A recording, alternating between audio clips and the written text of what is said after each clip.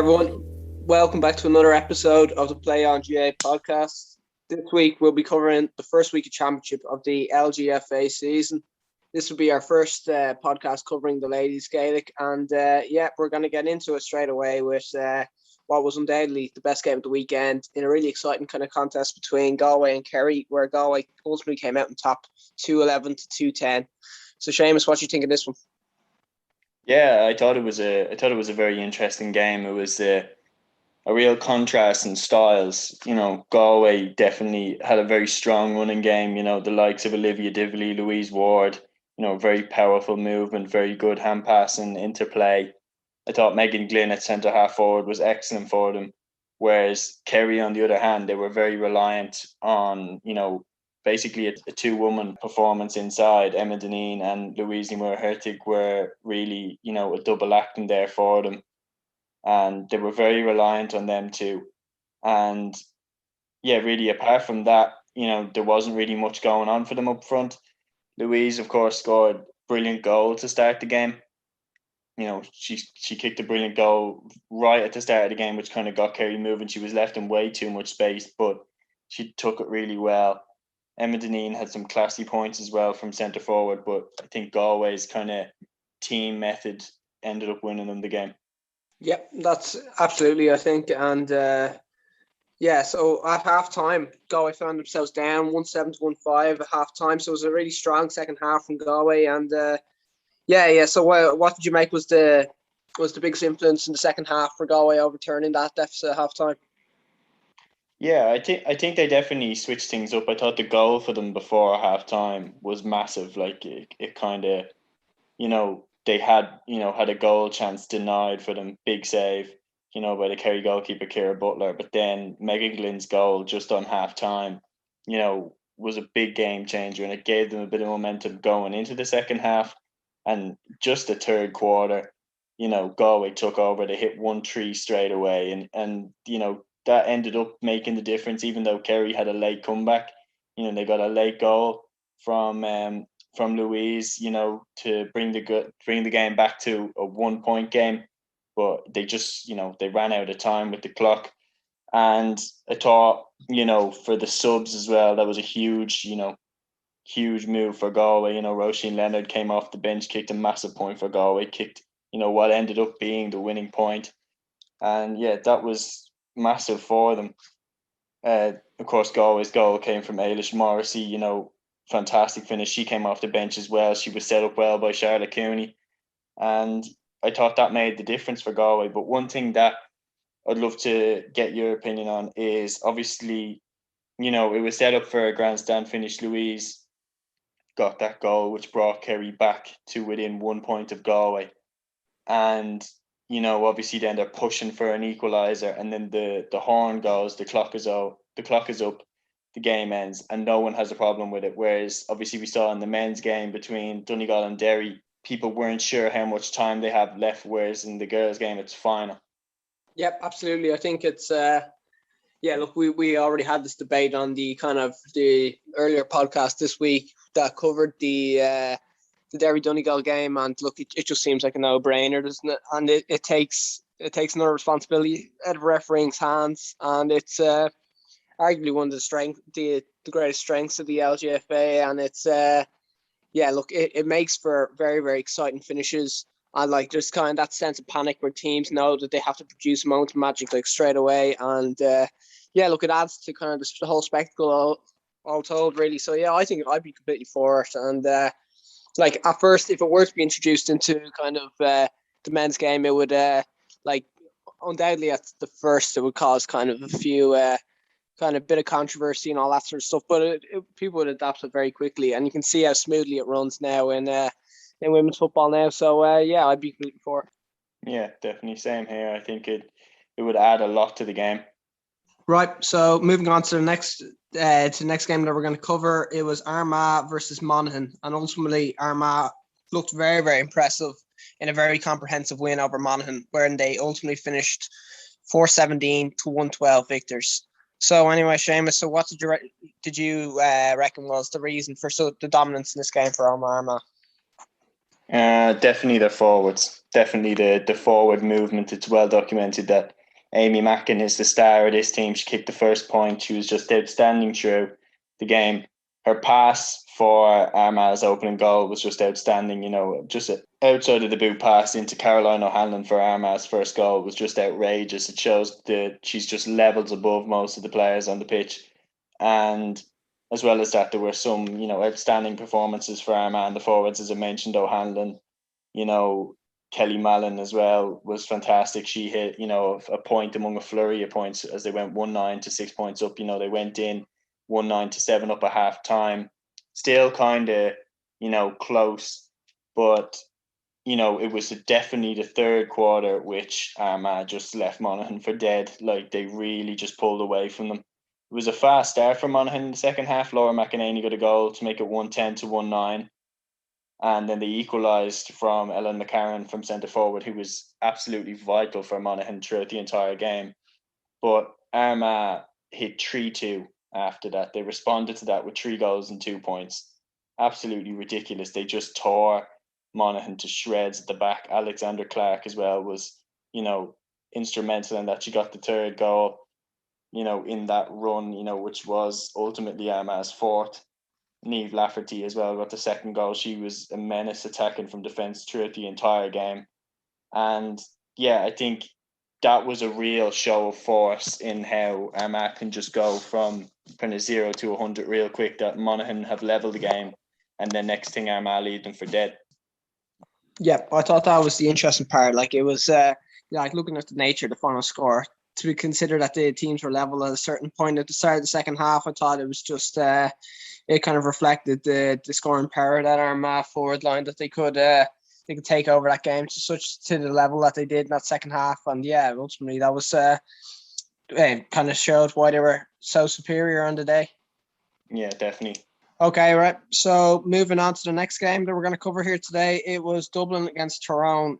So the first day out for Dublin, the reigning All-Ireland champions. And they look very, very charged. Mick Bohan's team ultimately beating Tyrone 218 to 111. So yeah, an impressive result for Dublin. And some really, really good performances. So what was your opinion on this one? Yeah, I thought it was a classic performance for Dublin. They kind of showed why they're champions. 218 to 111 is definitely a very impressive scoreline to win on, against an impressive Tyrone side, which did cause them problems. Tyrone were leading at the first water break. Niamh O'Neill was absolutely huge for Tyrone all game. She hit 9 points for them. I think Dublin kind of what definitely changed the game for them was the fact that Dublin can just up the gears very quickly, whereas Tyrone were kind of performing at max to stay with Dublin. The first half goals from Jennifer Dunn and Siobhan Killeen, like just before half time, that was, crucial because it really killed Tyrone's momentum, and they went in, behind then at half time in a game where they had, kind of been the better team in the first half. And if you've put all your effort in to the first half, and then you're down at halftime, it's very demoralising for any team. And then in the third quarter, Dublin outscored Tyrone by 5 points to 0, and there's no real coming back from that, especially when you were already behind at halftime. You need a good start to the second half, and it's very similar to the Dublin men's side as well. That this Dublin team, just they control the third quarter. Like players like Hannah Tyrrell as well, absolutely immense she was throughout the entire game. She hit 7 points for Dublin. They've class forwards the likes of Niamh McAvoy. Lindsay Davey came off the bench as well. She still looks brilliant. Sinead Ahern as well. And their running power from midfield, as I've mentioned, Jennifer Dunn just tears through the heart of any defence. They still look very, very good, and I would be tipping them to win the All-Ireland again this year. Yeah, I think that was the kind of the performance of the weekend. Certainly suggests they seem to be kind of a level ahead of the rest. You look in recent years, they've just taken over the Ladies Football Championship really in recent years, and I suppose kind of that result of the weekend suggests that not a whole lot's changed, and that they still look the well-oiled machine that they've been for the last few years.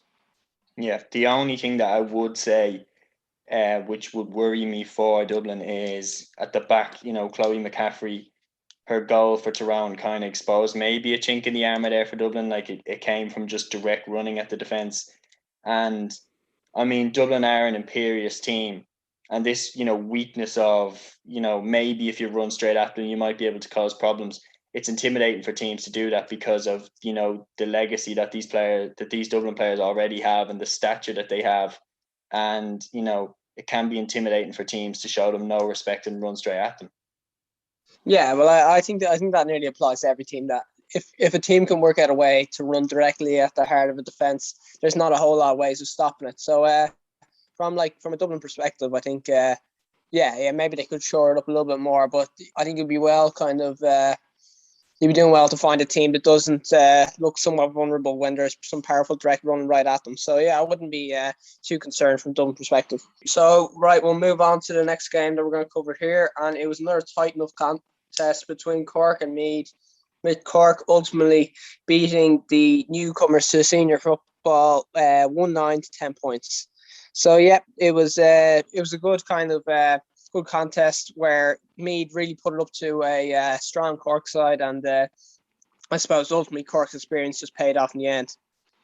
Yeah, definitely. And Cork, being All Ireland finalists and, the dynasty that Cork had in the 2000s, they do have that kind of attitude and belief in themselves as footballers. And, just their big players stood up. Ciara O'Sullivan was outstanding throughout, and Orla Finn was absolutely massive, as she always is.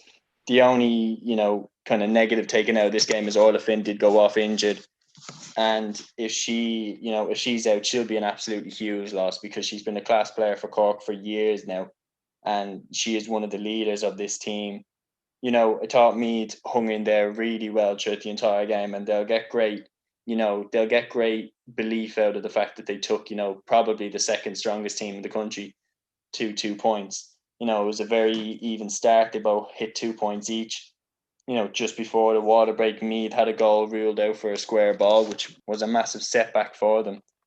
And the Cork goal just on half time by Breed O'Sullivan, great teamwork by Cork. Hannah Looney hit a crossfield ball. She found Melissa Duggan. Melissa Duggan hand passed it across, and O'Sullivan palmed it into the net.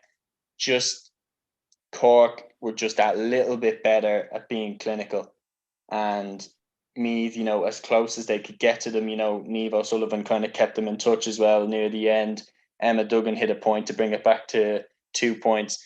Just Cork were able to just keep them a little bit away. And yeah, but here's another thing that I think that the GA can learn from is Meath, they're newcomers to the senior championship. They're coming up with, experience. They're coming up with, a mentality of that they've earned their shot. And they're giving the second best team in the senior championship a real run for their money. Whereas we're seeing in the men's side just absolute hammerings that are tough to watch.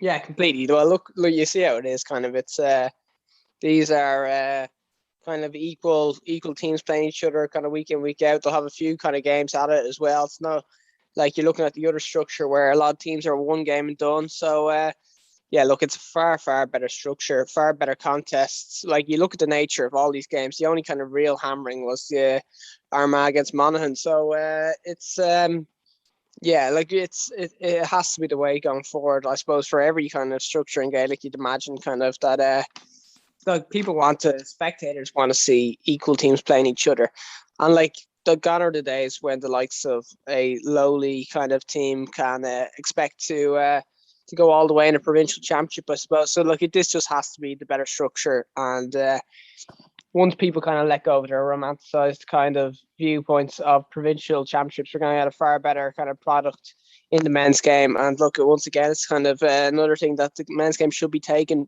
from following the LGFA's example on. Yeah, I agree. I think it sets up for much better games right from the start. Most of the people that watch, the men's Gaelic football championship, they kind of tune out until the last 8 or the last 4, and that's not what we want. We want crackers right from the start. We want real class games from the start. We want the provincial championships to mean something again, ideally, but that's just not possible. So right from the start of championship, we should be aiming for the best of games possible, so that we can engage more people. Absolutely, yeah. Grant, so we will move on then to the last game next that we're going to cover between Mayo and Cavan, which finished ultimately Mayo 118, Cavan 15. And yeah, following a strong start from Cavan, ultimately Mayo finished far stronger in the day and came out on the right side of the result here. Yeah, I thought, Mayo again showed their experience as well. Like they've been, around the block for a while, some big players for them, Shauna Howley hit 7 points for them, Rachel Cairns hit 1-2. They got Sarah Rowe off the bench, obviously a former AFL player, so her athleticism is just, levels above most of the players, and to have her back in the fold is absolutely huge for Mayo. They've been really waiting for her to come back now for a while. Cavan made a good start. They were 2 points to 0 up. Ashlyn Gilson hit 2 frees for them. But then the way that Mayo just pulled them back and went 5-3 up at the water break, Cavan were always just kind of hanging in there. And then the goal just before halftime by Rachel Cairns was absolutely huge. She, took that goal really well, smashed it past Elaine Walsh. She was 21 metres out when she took the shot on. One thing which was really irritating, if you like, from a Cavan perspective, was Amy Rooney came off the bench and she hit 6 points, which is just mental to think that she didn't start the game. Obviously, she might have an injury. There might be something we don't know about. But you think there, when she comes on and hits 6 points, obviously Cavan ended up losing by 6 points. If she had started the game, might she have had a bigger impact? Yeah, I think it's a good point. And we've seen two players come off the bench to make huge impacts in this game. And I don't know if we can read too much into it based on circumstances in training, all that sort of stuff, carrying a knock or anything like that. But look, it just looks kind of like a missed opportunity, I suppose, when somebody comes in and it's that effective and they didn't start from the start. Yeah, definitely. And obviously I think Michael Moyles now, he's doing a good job as Mayo manager. This was a potential banana skin for Mayo. They definitely are a better team than Cavan, but Michael Moyles definitely did very well to kind of make sure that their heads didn't get too big and they kept their feet on the ground and they took care of the task in hand. And now they go on to play against Monaghan. Definitely another winnable game for Mayo. Definitely a game that I would tip them to win. You saw Monaghan, how vulnerable they looked when Armagh just kind of went at them. Definitely a winnable game. They just really have to curb Ella McCarron at centre forward for Monaghan, and then they're one step closer to the victory. Whereas Cavan, they go on to play Armagh, and having seen what Armagh did to Monaghan, I'd be quite nervous for Cavan in that game. Yeah, absolutely. I completely agree with that. Right. Okay, so we'll leave it there for that one. So ultimately, Seamus, I would like to ask you, who do you think is the best position now to win the championship this year, following kind of the first week of action?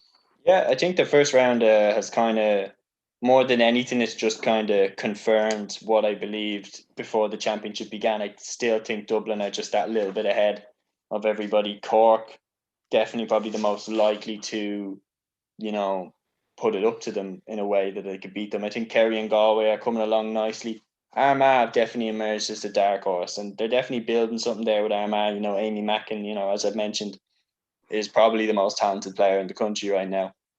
And yeah, Armagh obviously are the first, female Gaelic football set up to have developed their own centre of excellence, completely separate to the men. So there's something special going on there in Armagh.